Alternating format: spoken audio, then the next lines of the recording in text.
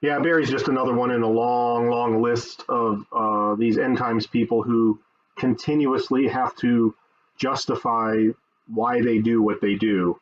You see, they know that their audience wants to hear them say, the rapture is any second, we fly soon, you're going to be taken into heaven before you have to endure really bad stuff here on earth.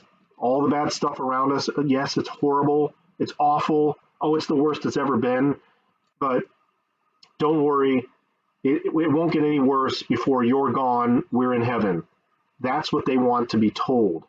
The problem is, time passes, and then nothing happens, and sometimes, like in the last 2 years, things get worse, and everyone's still here. Now everyone's getting all kind of antsy and upset. So these people have to backtrack and say, hey, now you shouldn't have listened to me that much. Don't start counting on dates. You got to trust the Lord.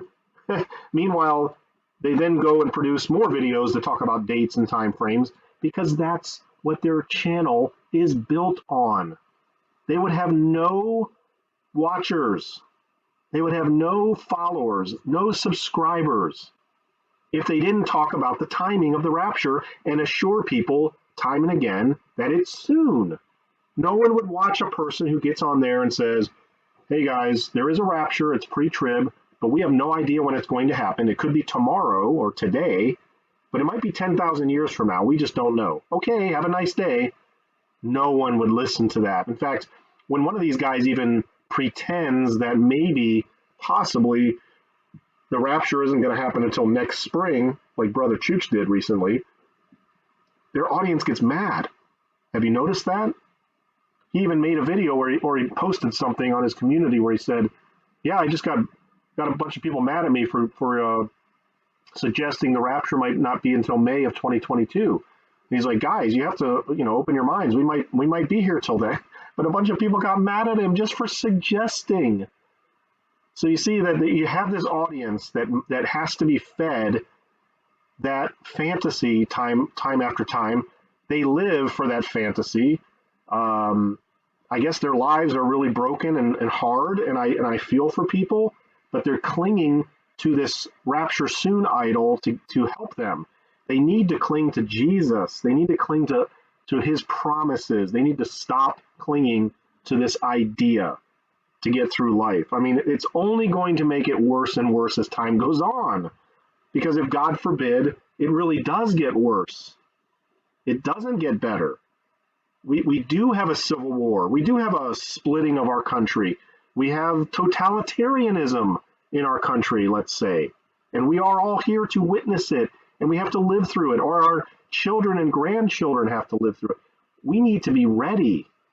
So, sorry to say, you guys, whether I do videos on Barry or not makes really no difference at the end of the day. I mean, not a big difference. It doesn't matter because he's going to wake up every morning and find out he's wrong.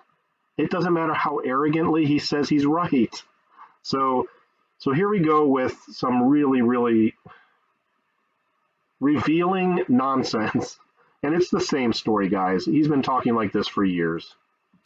Hebrews 10:25. Encourage one another as you see the day approaching. If we didn't know the day, how could we encourage each other? And you're like, well, brother, you said in 2016 and you said in 2018. Yeah, I did. Okay. And a lot of people probably thought in 1980, and a lot of people probably thought in 2001, and a lot of people, because we're excited and we're encouraging each other, a lot of us thought in Feast of Trumpets this year, and the Lord is continuing to give us understanding. Okay. If we take 2,520 days and back them off the final Feast of Trumpets by 2028, which is the end of the fig tree generation. Yep, you said it. We get to what? Halloween of this year, give or take, or we get to Thanksgiving of this year. This is incredibly high watch. The Lord wants us to encourage one another as we see the day approaching. Sir, you if you see the day approaching, if we see the day approaching, we're all going to see it. It doesn't require any speculation or guessing. See, what these guys have done is They firmly believe that in order to see the day approaching, people like him need to go put the puzzle together. Because really, it's all just a big puzzle, a big riddle, and it needs to be figured out. So, what God meant to say in that verse was, encourage one another all the more as you figure out when the day is coming by doing all of the puzzles and riddles that I've put in my book. That's what they think he says. Hey, Barry, let me ask you again. If we all will see the day approaching, as the Bible says, and if we all will know the timing of the rapture as you claim, then what do we need you for? Why do we need you to speculate if we're all going to know? Because even you would admit that those verses don't say you're going to know, but it's hidden, it's buried, it's a riddle, it's a puzzle, and unless someone like Barry is around to put the puzzle together, you won't know. You would have to admit it doesn't actually say that. So if that's what those verses are talking about, which they're not, but let's just say that they are, who needs you to sit around and speculate about it? We'll just wait until we all know. Let me ask you and put it in chat. Do we see the day approaching? Yes or no? And did you notice his bolstering? Did you notice it's a crisis communications tactic called bolstering?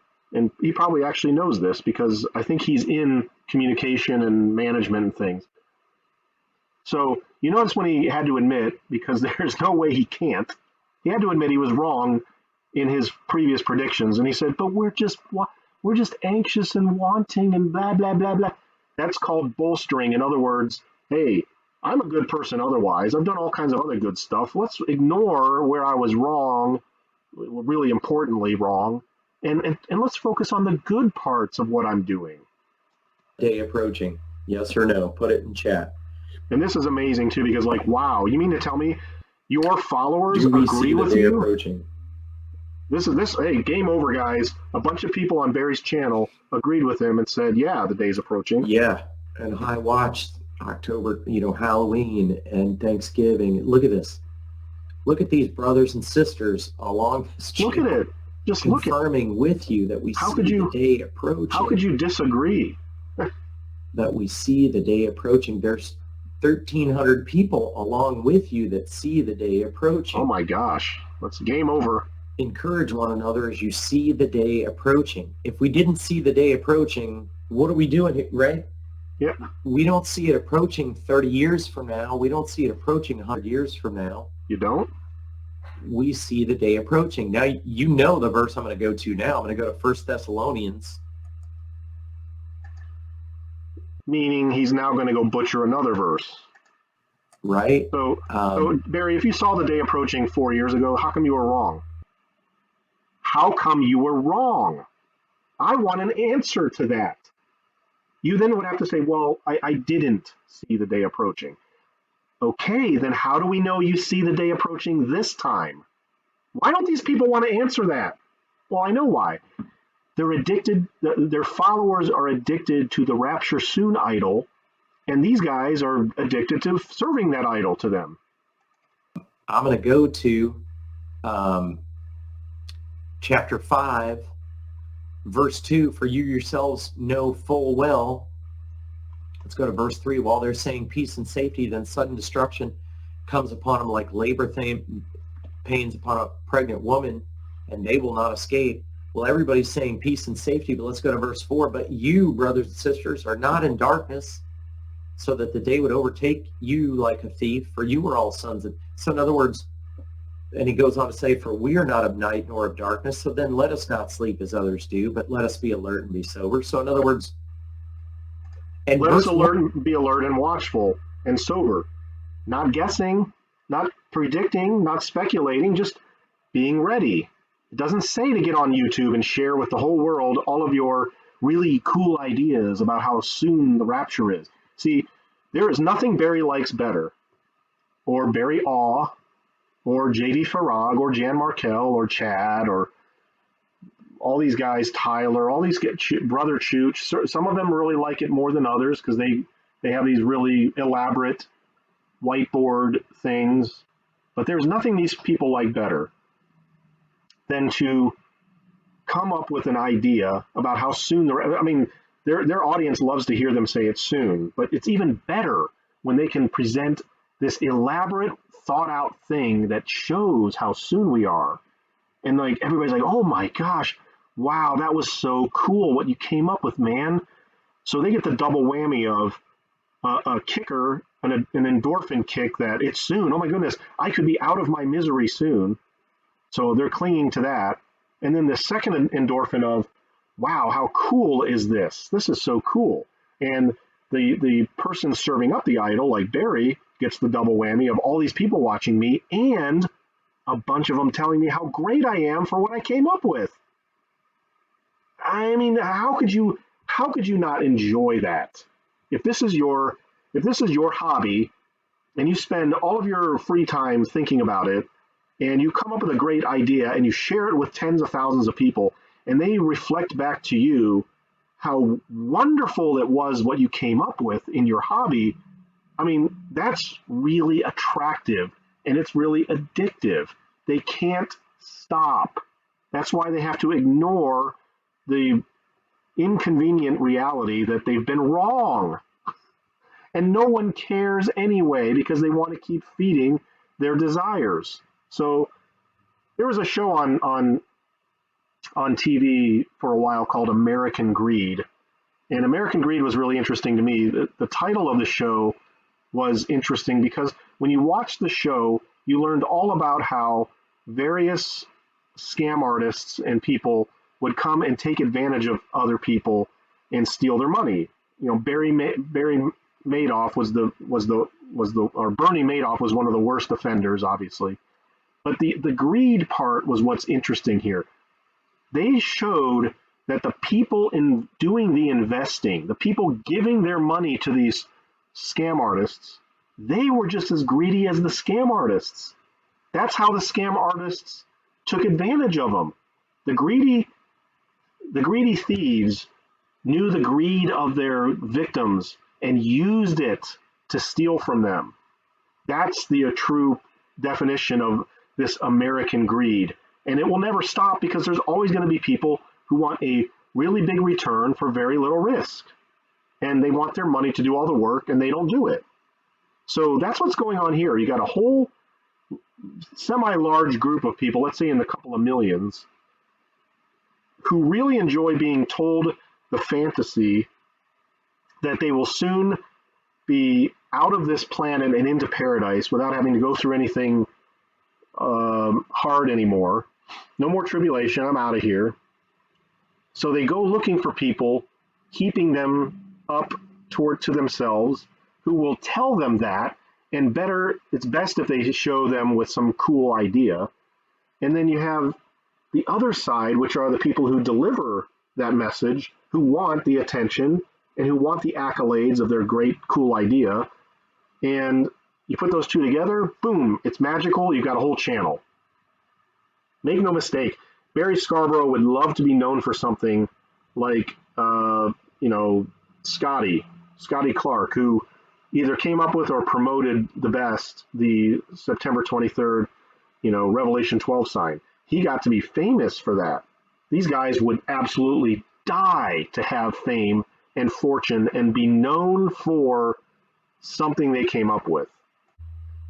So I skipped a little bit because he's gonna butcher this verse in 1 Thessalonians 5. Here's what the verse says: "Of the times and the seasons, brethren, you have no need that I write unto you." I don't need to write to you about times and seasons. That's clearly what that says. Next verse, because you know perfectly the day of the Lord is coming as a thief in the night. It's going to come suddenly. So there's no reason that I write unto you, because you know it's going to happen suddenly without warning. So there's no point in me telling you any of that, because it's not, I don't know. None of us knows. It's coming like a thief. That's what those verses say. Now let's hear what Barry says they say. And verse 1, which I skipped over, so now as to the periods and times, brothers, you have no need of anything to be written to you.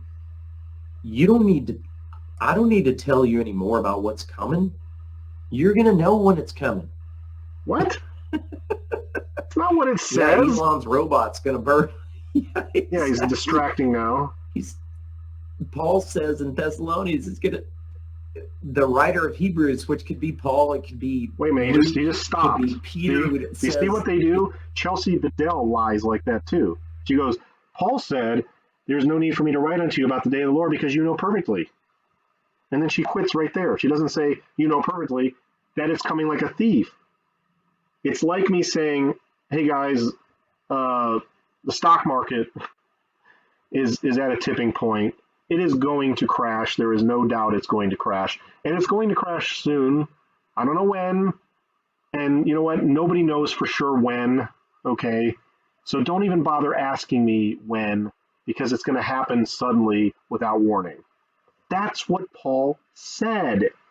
The only times that the word seasons are used in the New Testament, in both cases, when it's talking about the day of the Lord, the coming of the Lord, whatever, it's here and in Acts chapter 1, verse 7. And in both cases, the people are told you're not to ask about it because it's not your thing to know. But these charlatans, these liars, they continuously take something God says, something that Jesus says out of his own mouth, and twist it and flip it around 180 degrees to say the exact opposite of what they say. Why? To feed their own self-interests.